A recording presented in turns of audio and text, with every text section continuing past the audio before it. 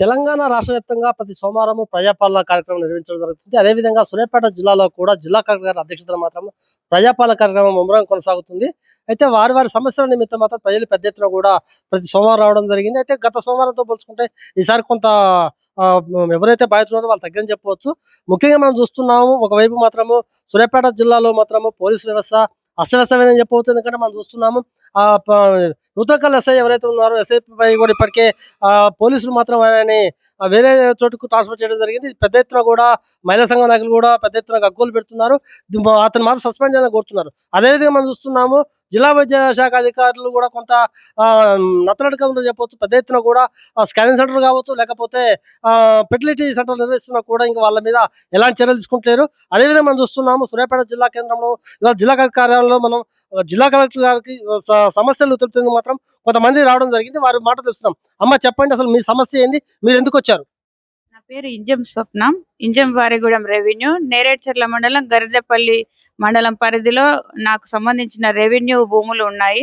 నేను విక్రయ స్వాధీనపు అగ్రిమెంట్ ద్వారా కొనుగోలు చేసి కోర్టు అవార్డు డిగ్రీని పొంది ఉన్న నా సొంత భూములలోకి నేను వెళ్ళి సాగు చేసుకొని వరి విత్తనాలు వేసుకొని పంటకు నీళ్లు పెట్టుకునే సమయంలో గరిడేపల్లి ఎస్ఐ నరేష్ గారు, నేరేడ్చర్లకు చెందిన ఎస్ఐ రవీందర్ నాయక్ గారు నా పంట పొలంలోకి అక్రమంగా ప్రవేశించి నా పొలంలోకి నన్నే అడుగు పెట్టనీయొద్దంటూ, నా పొలంలోకి నీళ్లు నువ్వు పెట్టనీయవద్దు అనుకుంటూ నా పొలంలోకి వచ్చి మీకు భూమి మీద పోతేందుకు ఎలాంటి హక్కు ఉంది? అసలు మీరు ఎట్లా మీకు అర్హుడు అనుకుంటున్నారు? మీరు కోర్టు అవార్డు పొంది ఉన్నాను. విక్రయ స్వాధీనపు అగ్రిమెంట్ ఉంది. గతంలో కూడా ఆ భూమిని నేనే సాగు చేసి ఉన్నాను.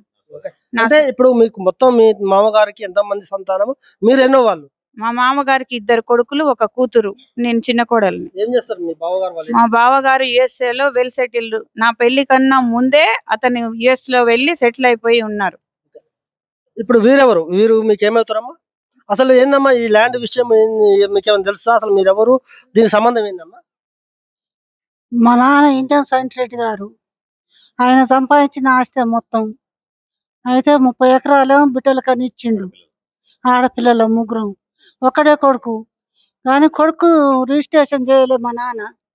దొంగతనంగా చేయించుకుండు కొడుకు. చేయించుకొని ఇక ఇప్పుడు చిన్న కొడుకు ఇవ్వకుండా ఇబ్బంది పెడుతుండు.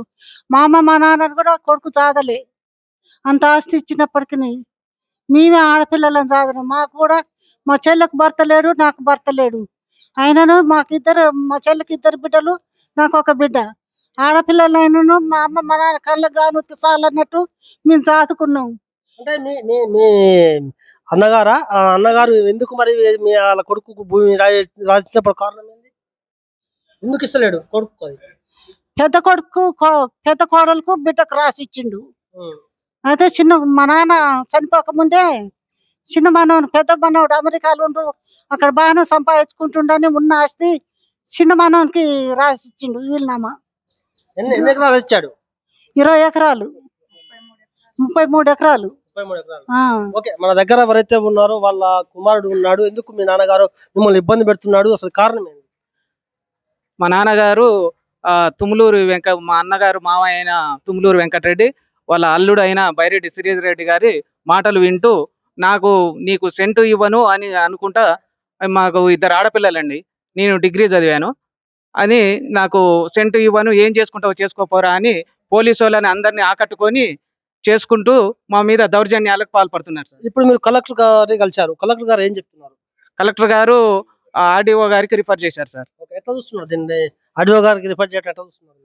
మంచిగా అనిపించింది సార్. ఓకే, ఇప్పుడు మీరు ఏం డిమాండ్ చేస్తున్నారు? ఆర్డీఓ గారు, కలెక్టర్ గారు అంతా మాకు రిజిస్ట్రేషన్ చేయించి ఇవ్వగలరని మేము మనవి చేసుకుంటాం. మాకు న్యాయం చేయగలరని చేసుకుంటున్నాం సార్. ఓకే, మనం చూస్తున్నాము జిల్లా కలెక్టర్ గారి దగ్గర మాత్రము బాధితులు రావడం జరిగింది. గత కొన్ని సంవత్సరాల నుంచి కూడా ఎన్నడూ కూడా కలెక్టర్ దగ్గర రాలేదు. మమ్మల్ని మాత్రం మా నాన్నగారు, మా మామగారు మమ్మల్ని ఇబ్బంది పెడుతుందని చెప్తున్నారు. అంతేకాదు స్వయాన వాళ్ళ సిస్టర్ కూడా వచ్చి మా తమ్ముందే తప్పు అని చెప్తుంది. ఎందుకంటే మా నాన్నగారు స్వాజితము, మా నాన్నగారు మా అల్లునికి రాయించిన భూమి అది ఖచ్చితంగా మా అల్లుడికే చెందాలని చెప్తున్నారు. అంతేకాదు ఇక్కడ మన దగ్గర దీనికి సంబంధించినటువంటి లాయర్ గారు ఉన్నారు. లాయర్ చెప్పండి సార్, మీరు ఎవరు, అసలు మీరు ఎందుకు ఇక్కడ రావాల్సిన పరిస్థితి ఏర్పడింది? నమస్తే అండి. I mister Srinivas, high court advocate sir. So యాక్చువల్గా this entire property belongs to the Santireddy. That is the self acquired property of the Santireddy. ఆయన స్వాజితంగా సంపాదించిన ఆస్తులు ఇవన్నీ కూడా. ఆయన 65 ఎకరాలు సంపాదించారు. 65 ఎకరాల భూమిలో 32 ఎకరాలు ఆడపిల్లలకి పోగా మిగిలిన 33 ఎకరాలు తన యొక్క మనవడికి రాశారు. ఎందుకు రాశారంటే కొడుకు చూడనందున ఆ రోజు 2014లో ఇదే నేరేడు జిల్లా పోలీస్ స్టేషన్లో వీళ్ళ కుమారుడిని ఎవరైతే రమణారెడ్డి సంటిరెడ్డి గారు కొడుకున్నారో ఆయన మీద క్రిమినల్ కేసు పెట్టడం జరిగింది. సాక్షి పేపర్లో కూడా పబ్లిసిటీ అయింది సార్. సో నా క్లయింట్ ఎవరైతే ఉన్నారో ఇంజం స్వప్న, ప్రీవియస్గా ఇప్పుడు ఎవరైతే ఆయన అమ్మారో ఆ యొక్క ఇంజం దయాకర్ రెడ్డి గారికి షూట్ ఫర్ డిక్లరేషన్ ఫైల్ చేసుకున్నారు. అది కోర్టులో ఓఎస్ నెంబర్ 34/2023 మ్యాటర్ పెండింగ్ ఉంది. స్టేటస్ కో గ్రాంట్ అయ్యింది. సో దట్టు ఆయనకున్న రైట్స్తో ఆయనకున్న ప్రాపర్టీని ఇంజం స్వప్న గారికి సేల్ చేశారు.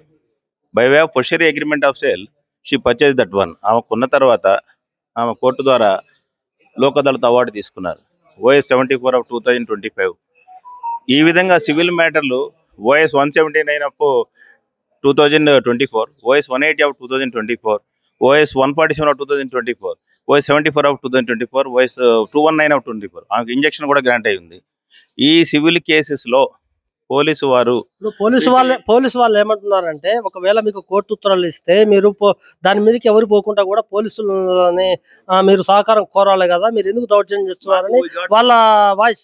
we got possessory agreement of sale, మాకు విక్రయ స్వాధీనపు agreement from the date of execution of the sale agreement we got possession. So basing on that position we enjoying that property. వాళ్ళు illegally they are creating with the police people involved. వాళ్ళకి ఏమైనా direction ఉందా? Honorable court issued any order. ఇది civil case. OS అనేది original suit means it's the civil nature. Why the police people involved in this matter? They have they got any order issued by the honorable court? Police వాళ్ళు అనేది ఏంటంటే, ఇక్కడ మేము ఎలాంటి గడబడి జరగకుండా మేము చట్టాన్ని కాపాడుతుందుకు మేము ముందుకు వస్తున్నాం అంటున్నారు. దాన్ని మేము ఎవరితో గడవ పడలేదు. వాళ్ళకి పోలీసు వారు ఆ యొక్క ల్యాండ్ లోకి వచ్చి కాపలా కాయమని ఏమైనా కోర్టు వారు ఉత్తర్వులు ఏమైనా ఉన్నాయా? పోలీసు వాళ్ళు ఈ సివిల్ నేచర్లో ఎందుకు ఇన్వాల్వ్ అవుతున్నారు? 5-6 సివిల్ కేసుల్లో ఉన్న సివిల్ వివాదంలో ఇది సివిల్ నేచర్ కాదని అంటున్నారు. మేము కంప్లైంట్ పెడితే సివిల్ నేచర్ అని రాస్తున్నారు. వాళ్ళు కంప్లైంట్ పెడితే కేసులు ఎఫ్ఐఆర్ కడుతున్నారు. ఇల్లీగల్గా ఇవన్నీ దౌర్జన్యాలు ఎంతవరకు? ఈ విధంగా పొలిటికల్ యాజిటేషన్తో కలిపి అక్కడ ఉన్న లోకల్ చోటా మోటా నాయకులతో కలిపి they are creating some illegal hurdles to my clients. మొన్న రీసెంట్ గా కూడా 30వ తారీఖు భయంకరంగా చూస్తున్నారు సార్. ఇప్పుడు కలెక్టర్ గారి దగ్గర రావడం జరిగింది. కలెక్టర్ గారికి మేము రిపోర్ట్ చేసాము. కలెక్టర్ గారికి చెప్పిన తర్వాత కలెక్టర్ గారు refer to the matter to RDO గారికి రిఫర్ చేస్తున్నారు. దాని మీద ఎంక్వైరీ చేస్తున్నారు. వాళ్ళ యొక్క నేమ్స్ ఇల్లీగల్ గా ఉన్నటువంటి వాళ్ళ నేమ్స్ రద్దు చేసి మా నేమ్స్ ముటేషన్ చేయడానికి మేము రిప్రజెంటేషన్ పెట్టుకున్నాము. ప్రీవియస్ గా కూడా పెట్టాము. ఎంఆర్ఓ గారిని కలిసాము.